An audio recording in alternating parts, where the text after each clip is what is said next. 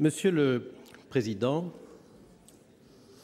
mesdames les ministres et madame la garde des Sceaux, vous me permettrez de saluer avec une sympathie particulière madame la ministre déléguée aux Affaires sociales, qui prend sur son temps pour représenter avec vous le Gouvernement à un débat dont vous nous dites, les uns et les autres, qu'il n'a en rien trait aux politiques sociales, que ce n'est pas une réforme sociale. Merci donc, madame.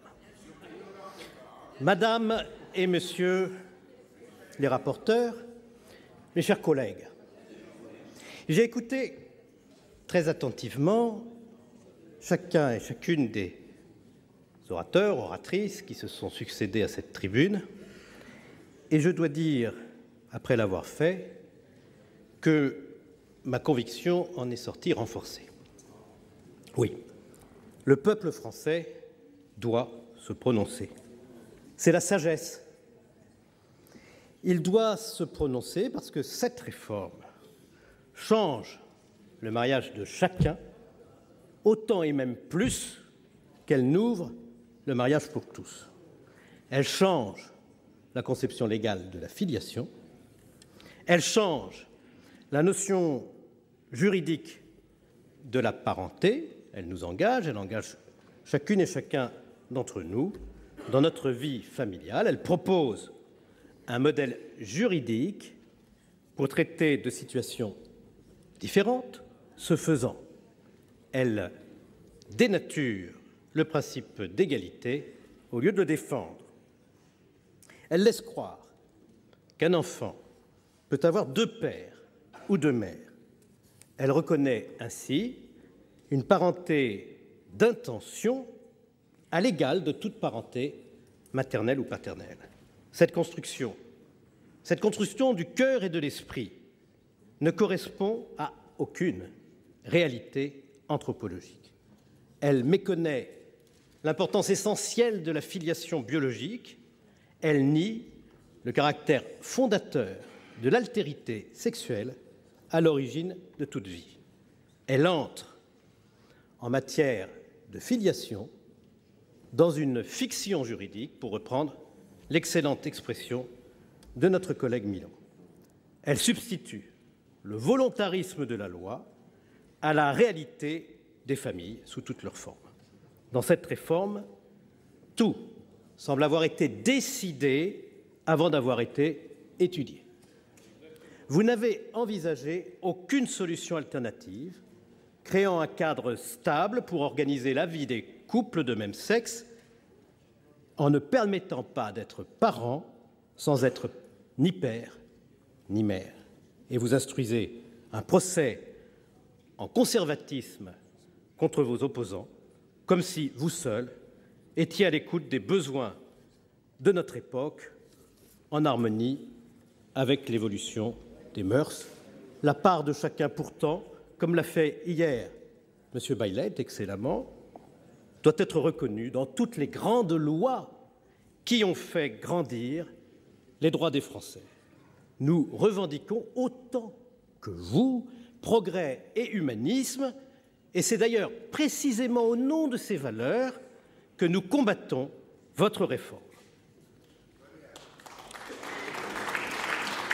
Plusieurs orateurs de la majorité ont réduit l'opposition à votre réforme, madame la garde des Sceaux, madame la ministre déléguée aux Affaires sociales, à celle de l'Église catholique, comme si un tel argument valait disqualification.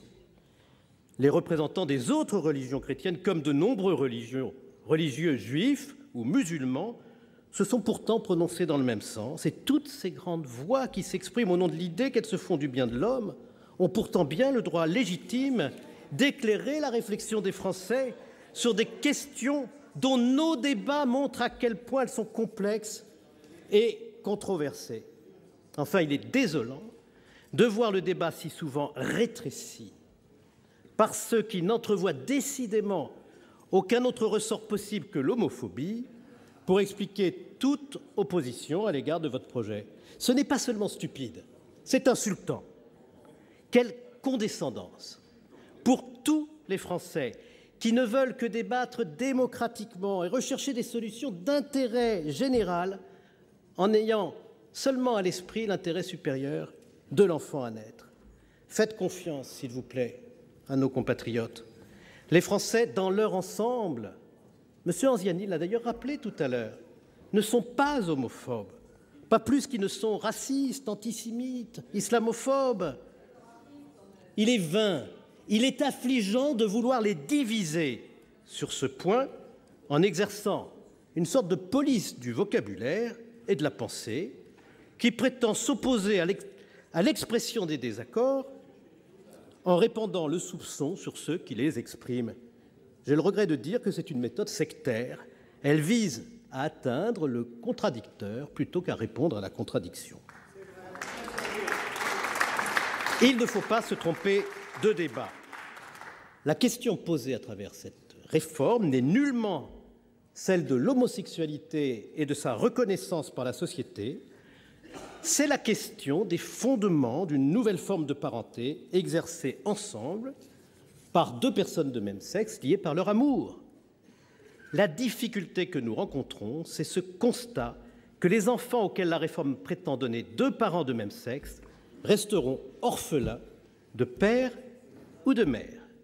La loi ne doit pas, elle ne peut pas reposer sur l'idée qu'il ne leur manquerait rien, quelles que soient les qualités éducatives du foyer dans lequel ces enfants grandiront, quel que soit l'amour qu'ils recevront. Nul ne peut ignorer cette incomplétude. Ce n'est pas dans le déni que nous pouvons construire un cadre harmonieux pour le développement de l'enfant au foyer de deux personnes de même sexe. Il faut un référendum. Vous qui vous réclamez si souvent des sondages quand ils vous arrangent, ce qui devient assez rare, il est vrai. Vous qui vous prévalez du vote des Français à l'élection présidentielle, vous ne devriez pas craindre le verdict du suffrage universel.